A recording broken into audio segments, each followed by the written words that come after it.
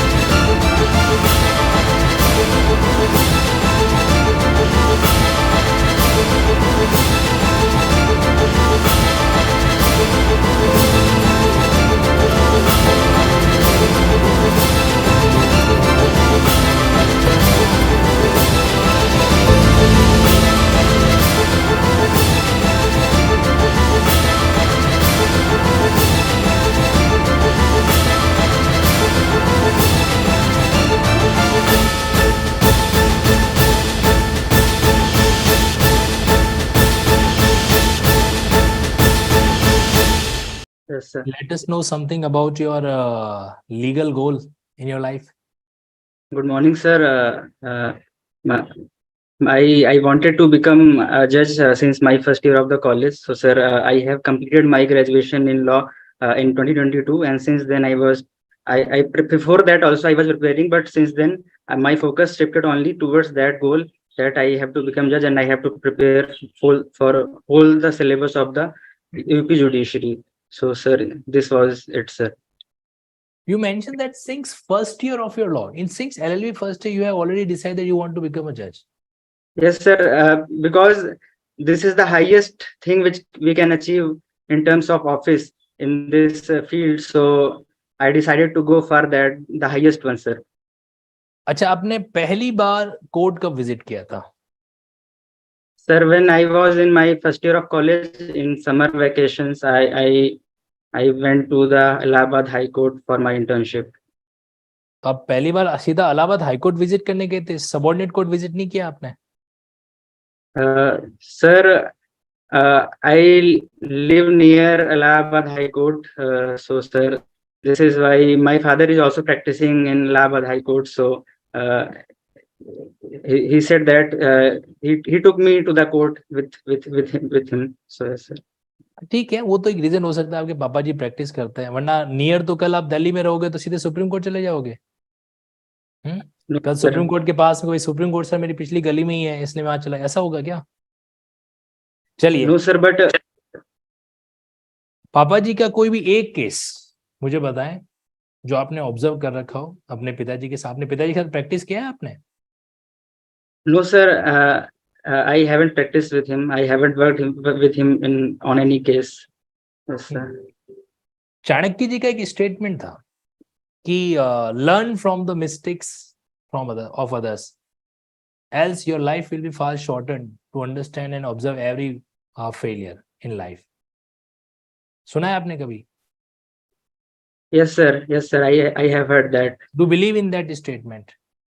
Yes, sir. Because our life is very short, we cannot experience everything on our own self. So yes, sir. We have to learn from the experience of others. तो मतलब आप इस philosophy में believe करते हो? Yes, sir. I do believe in this philosophy. Okay, तो फिर आपको नहीं लगता कि आपके अंदर एक ड्यूअल पर्सनैलिटी है जो एक तरफ तो इस कॉन्सेप्ट पे बिलीव करती है और दूसरी तरफ आपके पास मौका था कि आप पापा जी के एक्सपीरियंस से सीख सकते थे, बट वो आपने कभी किया नहीं। तो आपकी कथनी और करनी में मुझे अंतर क्यों दिख रहा है? No, sir.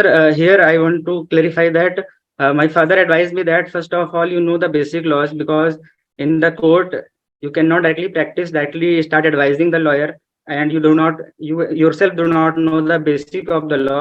So he advised me to first know the core concept of the law thoroughly and then come to the practice.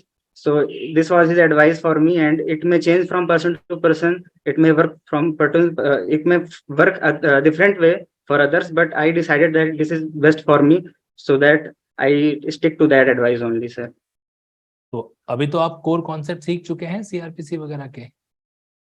Sir, nobody can learn whole the concept, but yes, sir, still I चलिए can कोई भी try. 5 concept बताएं आप CrPC के, any 5 concept. Yes, sir. First concept, sir, I will like to tell that the definition clause of section 2A itself says that bailable offense. So this is the one concept that there are categories of bailable and non-bailable offense in CRPC, and there is cognizable and non-cognizable case in CRPC. There is also concept of charge in CRPC. There is also concept of summons case, warrant case in CRPC, and there are also concept of trial. This is a main concept that on which CRPC is based, that trial, how to conduct it, who will conduct trial. So yes, sir, these are the 5 concepts, sir, which I can recall right now. Criminal procedure code में समन case और warrant case को मैं refer करा रखा है ना, mention कर रखा है, पढ़ा है आपने उनको? Yes, sir, I have read those, sir. तो Yes. बेसिकली आपके अकॉर्डिंग ये कॉन्सेप्ट क्यों दे रखा है समन केस और वारंट केस का? ऑफेंस की ग्रेविटी पता करने के लिए या कोई और पर्पस है? For in CRPC, for warrant case there is different procedure, and for summons case different procedure. So it has first classified the gravity of offense, that for lesser grave offense we will adopt different procedure, and for offense which is of higher gravity we will apply different procedure, and scrutiny will be high. And so these are the things, sir, which I can recall. Basically आप ये कहना चाह रहे हैं कि कौन सा trial इस्तेमाल करना है, इसके लिए हमको पता होना चाहिए समन केस या वारंट केस कौन सा केस है, correct? Yes, yes, sir, yes, sir. Apart from trial, क्या कोई ऐसा चैप्टर है सीआरपीसी में जिसमें जरूरी होता है कि समन केस का मामला है या वारंट केस का मामला है, apart from trial?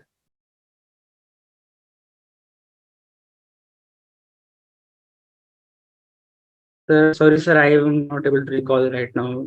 I'll look upon it. चलिए कोई बात नहीं. इनहेरेंट पावर क्या होता है? Sir, inherent power are those power of the court which it has got because it is tasked with the administration of justice. So in order to do complete justice, there are certain powers which are not mentioned in the statute. So to fill those gaps and to do complete justice and to prevent the ends of justice from being defeated, court has been granted certain powers, and these are known as the inherent powers of the court. Inherent power includes inherent liability, yes or no? No, sir. In my opinion, no, sir. No? Yes, sir. Arun sir, आप ये बताइए कि temporary injunction कब grants किया जाता है? The concept of temporary injunction has been mentioned in Order 38 of the Civil Procedure Code. So, sir, 38? sorry, sir, Order 39 of the Civil Procedure Code 1908. So, sir, temporary injunction can be granted when there is a necessity on the case that if it will not be granted, then other party will suffer irreparable loss. And sir, it is also granted to deal with the balance of conveniences that other party may not suffer the loss, sir. आपका UP का कोई special amendment है? Sorry, sir, कब grant किया जा सकता है? Sorry, sir, I am not aware about it. IPC के कोई 5 संशोधन बताइए जो यूपी में स्पेशल अमेंडमेंट से जुड़े हैं. Sir, I am not aware about the special amendment of the UP, sir, with regard to IPC. अच्छा, अभी आई-फ्लू चल रहा है. Yes, sir. इंडिया में काफी चल रहा है ना? Yes, कोई sir. पर्सन एक अपने मेलिशियस इंटेंशन से कोई ऐसा वर्क कर रहा है ताकि ज्यादा से ज्यादा लोग इसमें आ सके, मतलब उनको ज्यादा से ज्यादा आई फ्लू हो सके, तो ये आईपीसी में कहीं पनिशेबल है? Yes, sir. Section 270 prescribes for this kind of act, malign and to spread the disease, infectious disease. Yes, sir. अच्छा, आप सुप्रीम कोर्ट के जज बन सकते हो? Yes, sir. Yes, sir. I can become the judge of the Supreme Court. कैसे? So right now I do not have I have those qualification which are prescribed there in the Article 124 of the Constitution, because there is a limit that I have to a practicing lawyer for 10 years, and or I have to a judge of High Court for 5 years. So these are not qualification which एक condition हो रहे, एक condition हो रहे. Yes sir, I have to be citizen of India. Yes sir. एक वो है ना कि परंपरागत विधिवक्ता होना चाहिए. चलो ठीक है. Sorry sir. डिस्टिंग्विश्ड ज्यूरिस्ट बोलते हैं जिसको अपन. Yes sir, there only Supreme Court president can appoint the person who is a distinguished jurist in his opinion, not in कोई परिवार कोई प्राइवेट कंप्लेंट फाइल की थी किसी पर्सन ने, आपने 203 में उस कंप्लेंट को डिसमिस कर दिया या 204 के 4 क्लॉज में डिसमिस कर दिया, तो उसके अगेंस्ट में क्या रेमेडी है उस पर्सन को?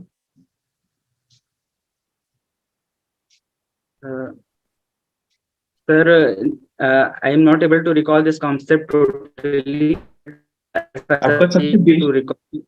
आपका सबसे बेस्ट सब्जेक्ट कौन सा है जिसमें आपकी अच्छी पकड़ है? Sir, my best subject is Constitution, sir. Constitution. Sir. ठीक है मैम, आप पूछिए. जैसे आपने बताया कॉन्स्टिट्यूशन आपका बेस्ट है, तो आप क्या सर्चुररी और प्रोहिबिशन रिट में डिफरेंस बता सकते हैं? Yes, ma'am. Certiorari and prohibition both are the judicial writs.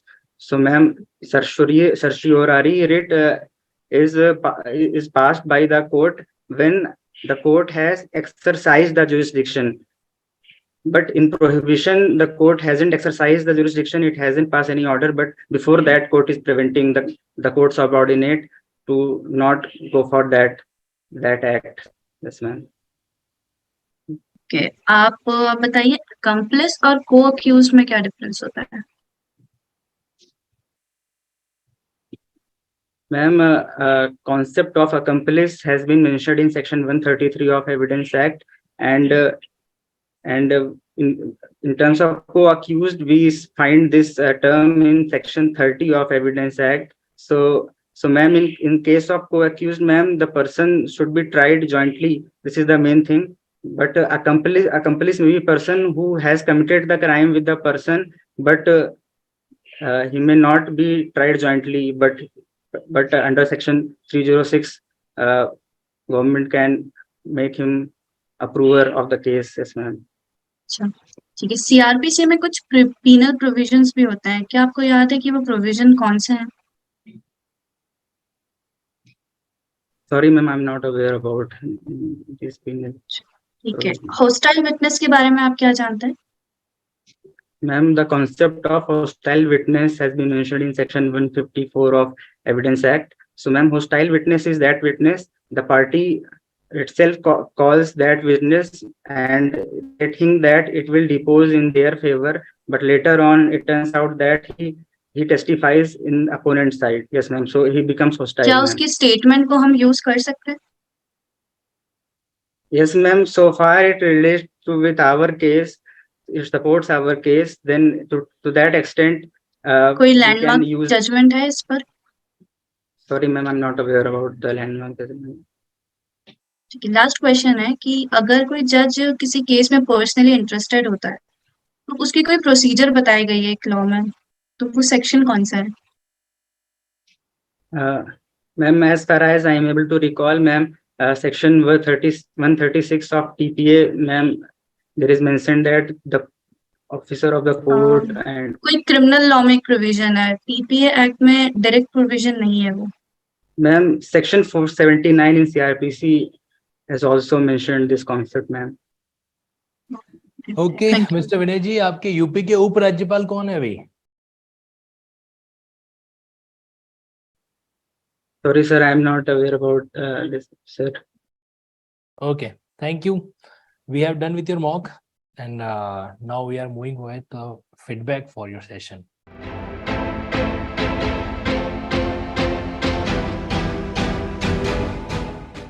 तैयार हो? Yes, sir. चलिए, तो जिस स्माइल के साथ आप आए थे वही स्माइल एक बार वापस दिखा दीजिए. Now better. आउट ऑफ 10 आप खुद को कितना स्कोर दोगे इस परफॉर्मेंस के अंदर? Sir, I will give 5 to 6 marks, between 5 to 6 marks. और कहाँ पे आपने नंबर कटवाए, क्या ऑब्जर्व किया आपने?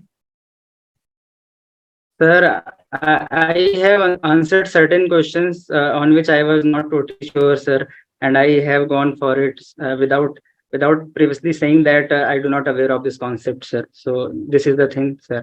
चलिए, तो पहला तो करेक्शन यहीं पे कर दीजिए. आई एम नॉट अवेयर की जगह वर्ड आपको इस्तेमाल करना है. Sorry sir, sorry ma'am, I am not able to recall right now. ठीक है, अवेयर तो हम है ही, सिलेबस तो हम लोगों ने ऑब्जर्व कर ही रखा है. ठीक है, एग्जैक्टली या प्रिसाइजली आप उसको रिकॉल नहीं कर पा रहे, लिखने की जरूरत नहीं है. ये आपका पूरा रिटर्न फीडबैक आपको ईमेल पे आएगा. अभी तो सिर्फ जो भी इनपुट है सीधा माइंड में जाने दो. ठीक है, तो मैं वन बाय वन आता हूँ. आपके पहले नेगेटिव एस्पेक्ट पर आता हूँ और फिर पॉजिटिव एस्पेक्ट पर आता हूँ.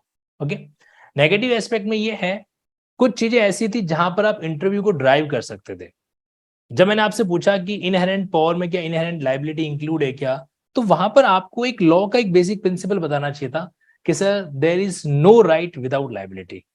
सुना है ना आप लोगों ने, ऑब्जर्व कर रखा है ना इसको, there is no power without liability, है ना. Yes, sir. तो इनहेरेंट पावर भी इसका एक्सेप्शन नहीं है. हाई कोर्ट का ड्यूटी क्या होता है? End of justice. तो एंड ऑफ जस्टिस करना उसकी पावर भी है और उसकी अपने आप में एक स्टैट्यूटरी लायबिलिटी भी है.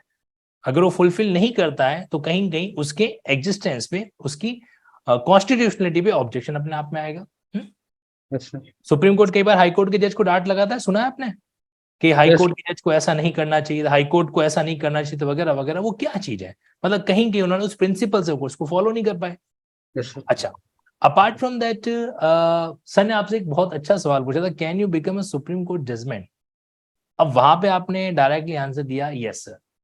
नहीं, ऐसे नहीं. फिर जब सर ने आपसे पूछा कि देखो कोई एलिजिबिलिटी है क्या, तब आप एलिजिबिलिटी आपने बताना स्टार्ट किया.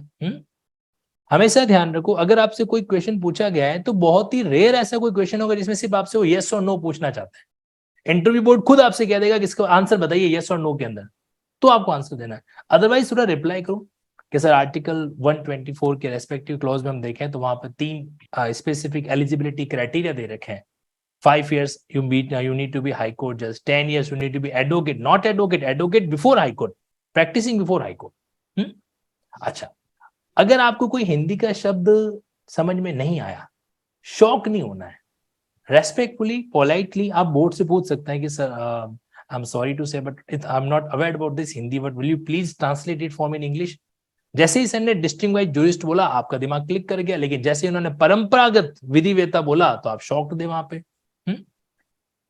बेसिक टर्मिनोलॉजी है अपने आप में. तो हम क्या कर सकते हैं, बोर्ड से एक गेस्चर दे सकते हैं कि सर मुझे इसका अगर इंग्लिश वर्ड आ जाए तो मैं would be able to answer it, right.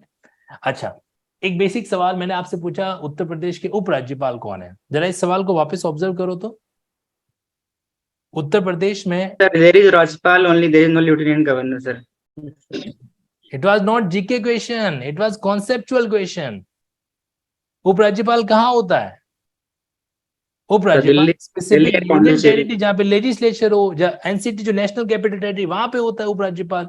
और अभी करंट में तो सबसे बड़ा विवाद ही उसी बात को लेकर चल रहा है. Yes, sir. चल रहा है ना, दिल्ली के जो पावर्स हैं उसको लेकर कि सेंट्रल के पास रहेगा या दिल्ली के गवर्नमेंट के पास में रहेगा. Yes, sir. सो एक एंगल से सोचो कि लिसनिंग पावर, यहाँ पे आपको थोड़ा सा लिसनिंग एटीट्यूड कमजोर रखा. जीके तो मैंने पूछा नहीं था आपसे ये, है ना. तो यहाँ पे हमको थोड़ा सा क्या है ध्यान है जो रखना चाहिए. और दूसरा ये कि आंसर को खत्म करने के बाद में यस में मत बोलो. मैंने 2-3 बार ऑब्जर्व किया कि मैम का आपने आंसर दिया, या तो बोल दो कि this is the pronouncement, this is my opinion ma'am, या तो मैम बोल दो या सर बोल दो. ये पीछे यस मैम बोलने का कोई लॉजिक नहीं आता है.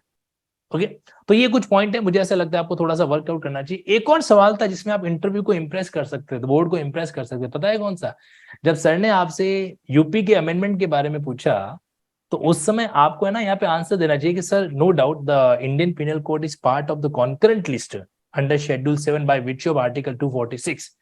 अब हमने पूछा नहीं है, लेकिन आप बताओगे ना, इससे हमको पता चल जाएगा अच्छा भाई आपको ये पता है कि सेंट्रल गवर्नमेंट और स्टेट गवर्नमेंट दोनों का एक अधिकार होता है कानून बनाने का, पार्लियामेंट और स्टेट दोनों का. और फिर आप एंड में करते but sir unfortunately I am not aware exactly the which statement amendment will be applicable for UP, but definitely sir I will try to get through it. I will update myself in this regard, है ना. तो वो एक थोड़ा सा मामला एक plus के अंदर आपके आ सकता था। इसी बहाने आप हो सकता है सीआरपीसी के पे चले जाते वगैरह वगैरह। तो ये कुछ पॉइंट आपको इस्तेमाल करना चाहिए। दूसरा ये कि अब प्लस पॉइंट की बात करता हूं कि आपका डेडिकेशन बड़ा स्ट्रॉन्ग है और आपने बहुत अच्छे तरीके से आंसर दिया। जब मैंने आपसे ड्यूअल पर्सनैलिटी वाला पॉइंट पूछा था चाणक्य वाला, यू आंसर वेरी क्लियरली, मतलब आपने उसको अच्छे से क्लेरिफाई किया कि कहीं की जो है आपका जो मेन पर्पस है वो इस एंगल की ओर ना जाना है। और आपने अपने पिताजी की एडवोकेसी वाले पॉइंट को भी अच्छे से एक्सप्लेन किया। That's a good thing of you, है ना। Explain summon case, warrant case बहुत अच्छे से एक्सप्लेन किया जो प्रोसीजर पार्ट के अंदर आता है। तो ये जहां पर आपको एक्सप्लेन करना, जहां पर आपको आता है वहां पर आपका एक्सप्लेनेशन बहुत अच्छा रहता है, ठीक है। बट जहां पे नहीं आता है वहां तो या तो जबरदस्ती ट्राई मत करो या फिर सवाल को थोड़ा सा एक बार सुन लो क्या कहना चाह रहा है question. Arun sir, Soloni ma'am, anything else you want to add? ठीक है सर। सर मैं Okay. एक चीज ऐड करूंगी Yeah, कि please. क्वेश्चंस सुन के आप थोड़ा सा डर रहे थे कि मतलब शॉकनेस थोड़ी सी दिख रही थी चेहरे पे कि ये क्या पूछ लिया, तो आपको थोड़ी सी स्माइल रखनी है। और लैंग्वेज का थोड़ा सा देख लीजिए, आप पूरा इंटरव्यू, आप अगर इंटरव्यू बोर्ड जो है वो हिंदी में पूछ रहा है तो आप इंग्लिश में ही आंसर्स कर रहे हैं, तो वो थोड़ा सा आप थोड़ा बैलेंस कर लीजिए। बाकी आपको बहुत अच्छा था, अपने आंसर्स, नॉलेज सब बहुत अच्छा है। Wish you all the very best. और ये Thank you, फीडबैक sir. आपको ईमेल पे शेयर हो जाएगा और वीडियो भी मिल जाएगा आपको इसका, ताकि आप इसको और अच्छे से ऑब्जर्व कर सकें। ठीक है, thank you. Thank you, sir. Okay.